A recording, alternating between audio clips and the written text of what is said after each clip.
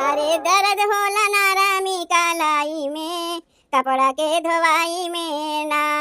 दर्द होला नारामी कालाई में, कपड़ा के धोवाई में ना। Nice. होला बर्दाश्त नहीं ननदों के भैया, पुरवा बहेला जब आवे आंगरैया। आग लागे भदरू तोर कमाई में, कपड़ा के धोवाई में ना। आग लागे भदरू तोर कमाई में, कपड़ा के धोवाई में ना। दर्द होला नारामी कलाई में, कपड़ा के धोवाई में ना। अपने घर में बहनी चाहे जाड़ा पाला हो चाहे गर्मी हो, रोज क्यों नहाइबे नहीं करता है।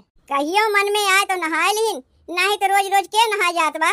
चलो ठीक बा, रोज रोज ना नहाती तो कम से कम कपड़वा तो बदल लिया करें। उहो केहू से नहीं होता है। जे जौन कपड़वा पहिर के खाइए पीहे सोइहे हगिए पदिए वह पहिर